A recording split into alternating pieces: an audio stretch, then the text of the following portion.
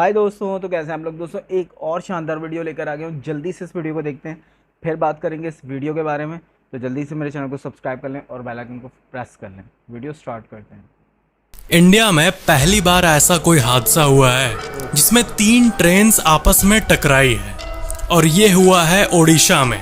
सबसे पहला सवाल जो कि लोगों के मन में आ रहा है कि ऐसा कैसे हो सकता है, क्योंकि हमारे इंडियन ट्रेन सिस्टम में कवच सिस्टम का इस्तेमाल किया जाता है 2 ट्रेन्स की आपस में कोलिजन होने से रोकने के लिए। ऐसा कहा जा रहा है कि पहली ट्रेन सबसे पहले डीरेल हो गई, यानी पटरी से उतर गई। फिर उसके जो कोचेस थे वो दूसरे ट्रैक पर जाके गिर गए। फिर उस ट्रैक पर जो ट्रेन आ रही थी वो इन कोचेस से टकरा गई। एग्जैक्टली क्या हुआ है ये तो अभी एनालाइज करना बाकी है और फुल रिपोर्ट पब्लिश होना बाकी है। लेकिन सवाल ये है कि कवच सिस्टम के होने के बावजूद भी ऐसा कैसे हो सकता है। तो इसका आंसर ये है कि जो कवच सिस्टम है, जो कि एक ऑटोमेटेड सिस्टम है, जो कि एक नेटवर्क पे काम करता है। अगर कोई ट्रेन के सामने दूसरा ट्रेन सेम ट्रैक पर आए या फिर ऐसी कोई भी चीज आगे हो, तो जो ड्राइवर होता है उसके बिना ब्रेक अप्लाई किए ही ट्रेन का सिस्टम ऑटोमेटिक ब्रेक अप्लाई कर देता है। इसी सिस्टम को कवच सिस्टम कहते हैं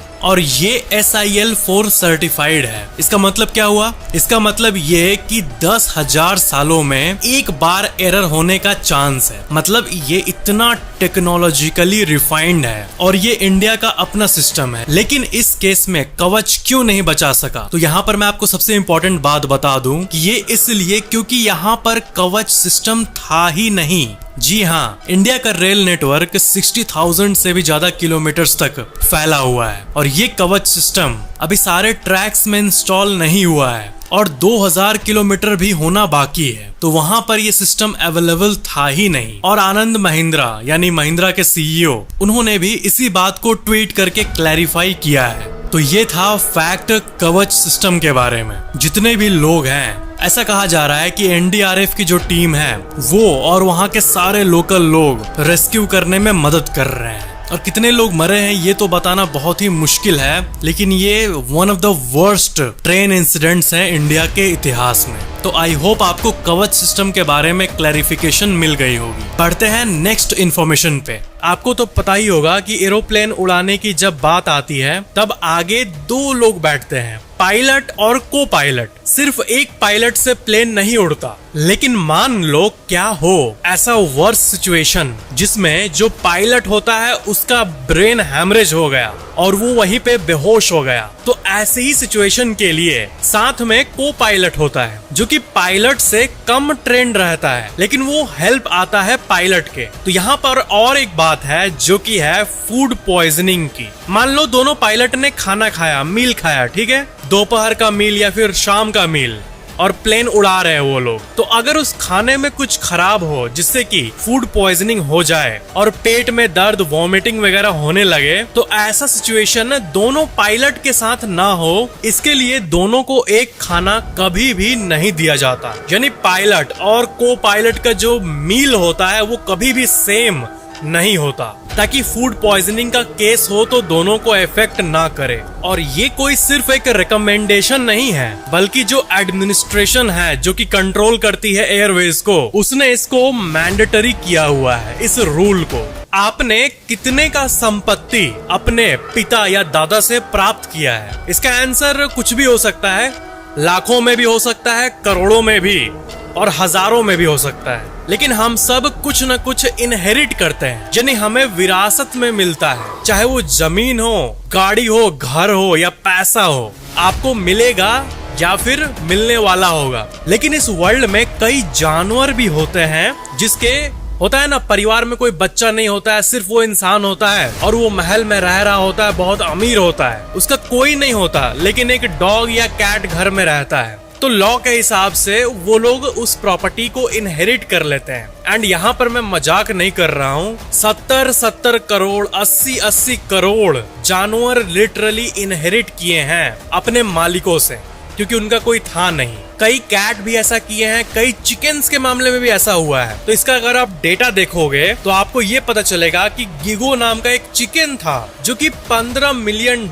यानी 100 करोड़ रुपए इनहेरिट की थी। और एक ब्लैक कैट है इटली में जिसका नाम है टोमासो, वो $13 मिलियन यानी ये भी करीब 90-95 करोड़ रुपए के प्रॉपर्टी को इनहेरिट की है। अब आपको लग रहा होगा कि ऐसा कैसे संभव है, तो ये एक्चुअली में किसी अजीब तरीके से नहीं हो रहा है। यहाँ पर सब कुछ नॉर्मल तरीके से हो रहा है। जो मालिक होते हैं वो पहले ही पेट ट्रस्ट के साथ एक साइन कर लेते हैं, मतलब उनका कोई होता नहीं है तो मालिक पहले से ही साइन करके रखता है कि ये जो पैसा होगा, जितना भी पैसा है, इसका इस्तेमाल मेरे कैट के लिए होगा। और जो पेट ट्रस्ट कंपनीज होती है उनके पास ये पैसा जाएगा एक्चुअली में, लेकिन वो पैसा डेडिकेटेड रहेगा उस पेट को। तो मालिक मरा, फिर ट्रस्ट ने उनके पैसे को क्लेम किया उन्हीं के साइन किए हुए डॉक्यूमेंट के हिसाब से, क्योंकि मरने के पहले वो खुद कहे हैं कि मेरी संपत्ति बिल्ली को मिलनी चाहिए। तो फिर जो वो ट्रस्ट है, वो जो ऑर्गेनाइजेशन है, वो केयर करती है उस बिल्ली या कुत्ते या चिकन जो भी हो उसकी।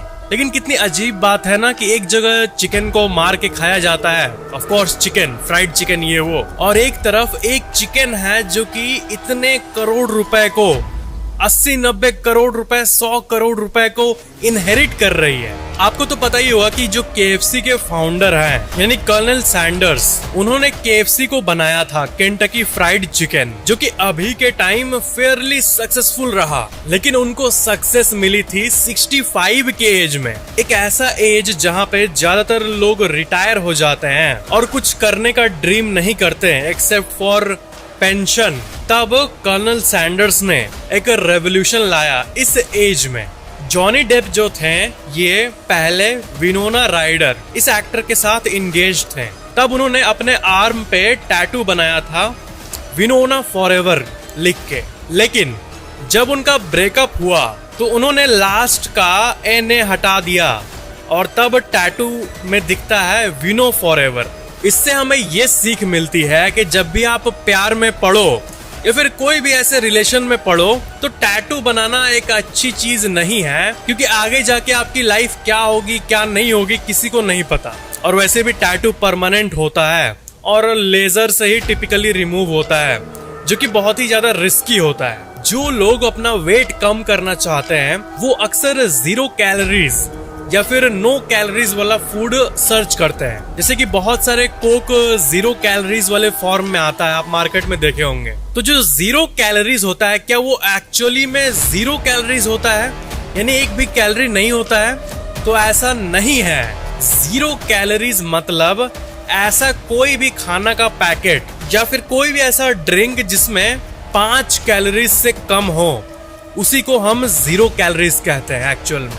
यानी कोई भी आप खाना खाओ और उसमें एक भी कैलोरी ना हो, ये साइंटिफिकली संभव नहीं है। तो एक्चुअली में अगर डीपली आप देखो तो किसी भी खाने में 5 कैलोरी से कम हो तो कंपनी को परमिशन मिल जाती है गवर्नमेंट के तरफ से कि वो उसको 0 कैलोरीज नाम से एडवर्टाइज कर सकते हैं। तो ये होता है 0 कैलोरीज का असल मतलब। इसलिए अगर आपके मन में ये सवाल आ रहा होगा कि जो 0 कैलोरीज लिखते हैं मतलब खाओ मस्त और आपको बॉडी में फैट बढ़ाएगा भी नहीं, तो ये एक्चुअली में नहीं होता है। तो ये थे आज के फैक्ट्स। आई होप आपको ये वीडियो अच्छा लगा होगा। वीडियो कैसा लगा नीचे कमेंट जरूर करना और वीडियो को लाइक जरूर कर देना और चैनल को सब्सक्राइब करके बेल आइकन जरूर ऑन कर लेना। Thank you so much for watching this video. तो दोस्तों ये वीडियो थी फैक्ट टैक्स की और इनका अच्छा चैनल है। इनकी वीडियो का लिंक मैं नीचे डिस्क्रिप्शन में दे दूंगा। 17.5 मिलियन का चैनल है और अच्छी वीडियोस बनाते हैं, डिटेलिंग वीडियोस बनाते हैं।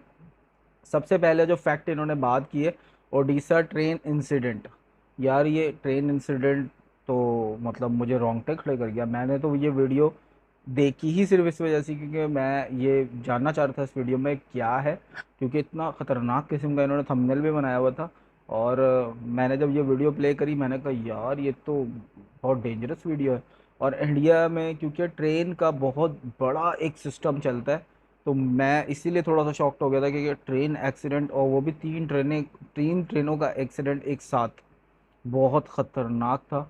और अल्लाह रहम करे इन सब बंदों के ऊपर जो भी इस ट्रेन के हादसे में थे, और जो भी लोग इंजर्ड हुए हैं उनको जल्द से जल्द सेहतियाब करे। मुझे देख के बड़ा अफसोस हुआ। और इसके अंदर जो सिक्योरिटी कवच इन्होंने उसकी बात की है सिक्योरिटी कवच के ऊपर काफ़ी सारी बातें चल रही थी। मुझे पिछली दफ़ा भी एक वीडियो मिली थी, उसके अंदर सिक्योरिटी कवच की बात की हुई थी।